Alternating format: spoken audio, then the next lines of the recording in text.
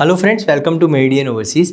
Friends, मेरे पास recently काफ़ी सारी क्वेरीज आई हैं। यहाँ पर जो स्टूडेंट हैं वो बैचलर्स के लिए जर्मनी में जाना चाहते हैं, लेकिन मैं आप लोगों को बता दूं, अगर आप बैचलर्स के लिए जर्मनी प्लान कर रहे हैं तो जर्मनी में यहाँ पर आपके पास इनिशियली कुछ चैलेंजेस आ सकते हैं। वो चैलेंजेस ये इस तरह से हो सकते हैं कि जर्मनी में यूजुअली अगर आप पब्लिक यूनिवर्सिटीज़ देखते हैं तो पब्लिक यूनिवर्सिटीज़ के लिए आपके पास कम से कम 13 इयर्स का एजुकेशन होना चाहिए।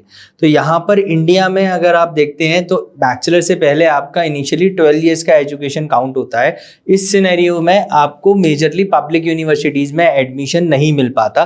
तो यहाँ पर आपके पास सर्टेन इसके ऑल्टरनेटिव्स हैं जो कि आप ऑप्ट कर सकते हैं। सबसे पहला ऑल्टरनेटिव है वो ये है कि आप यहाँ से अगर आईटी रिलेटेड प्रोग्राम्स में जाना चाहते हैं तो आप अपना जेई एडवांस और मेंस का एग्जाम दे करके आपका जो 13 इयर्स का रिक्वायरमेंट है वो कंप्लाई हो जाएगा और फिर आप बैचलर्स के लिए अप्लाई कर सकते हैं। नेक्स्ट रिक्वायरमेंट है कि आप अपना फर्स्ट ईयर यहाँ इंडिया में कंप्लीट करिए। ग्रेजुएशन का फर्स्ट ईयर जब कंप्लीट हो जाता है तो आप उसके पासिंग सर्टिफिकेट के साथ विद ट्रांसक्रिप्ट आप अप्लाई कर सकते हैं फर्दर बैचलर्स के लिए जर्मनी में।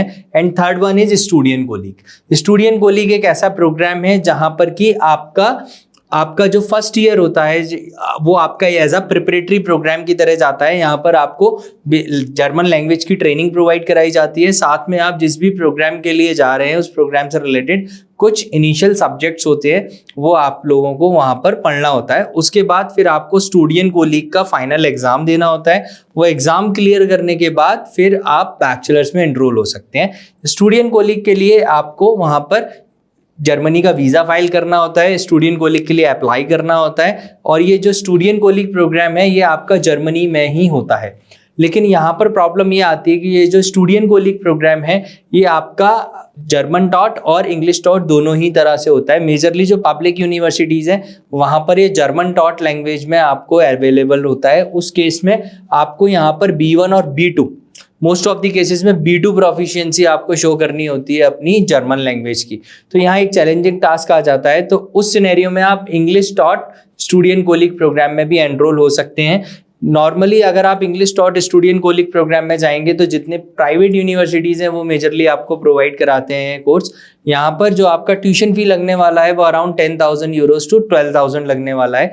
साथ में आपको टेस्ट AS मैंडेटरी रहता है अगर आप बैचलर्स के लिए जाते हैं तो। उसके बाद आपको APS की रिक्वायरमेंट फुलफिल करनी होती है। तो अगर आप बैचलर्स के लिए जा रहे हैं, जर्मनी प्लान कर रहे हैं, तो आपका प्रोसेस थोड़ा सा आपको टेडियस हो सकता है, आपके लिए प्रॉब्लमेटिक हो सकता है। उसको आसान बनाने के लिए आपके पास एक बेटर अपॉर्चुनिटी है जो कि मैं आप लोगों के साथ शेयर करने जा रहा हूँ।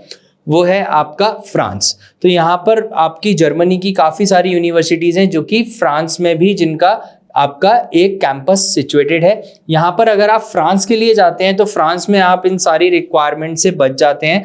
आपको यहाँ पर अपना 13 इयर्स का एजुकेशन की बजाय 12 इयर्स का एजुकेशन शो करना होता है। साथ में अगर आप रिसेंटली पास आउट है तो आपको आइल्स का भी वेवर मिल जाता है। रिसेंटली पास आउट का मतलब अगर आप विद इन 2 इयर्स की ड्यूरेशन में आपने अपना प्रीवियस एजुकेशन कंप्लीट किया है तो आपको आइल्स का वेवर मिल जाता है।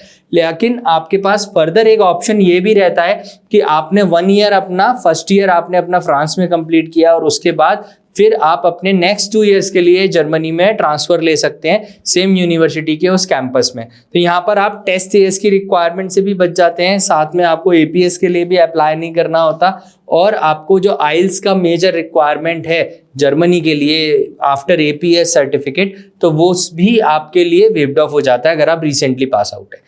तो अगर आप बैचलर्स प्लान कर रहे हैं और आपका जर्मनी एक प्रेफरेंस है तो आप अपना फ्रांस के थ्रू वो जर्मनी का ऑप्शन ऑप्ट कर सकते हैं जो कि आप एक एस के साथ उसको अचीव कर पाएंगे। प्लस आपको जो काफ़ी सारे जो कॉम्प्लेक्सिटीज़ अभी मैंने आपको बताई तो वो भी आपको उसकी रिक्वायरमेंट नहीं रहेगी और आप इजीली अपना एडमिशन सिक्योर कर सकते हैं। तो फ्रेंड्स, ऐसी लेटेस्ट इन्फॉर्मेशन पाने के लिए चैनल को लाइक करिए, सब्सक्राइब करिए, बेल आइकन प्रेस करिए। See in the next video. Thank you.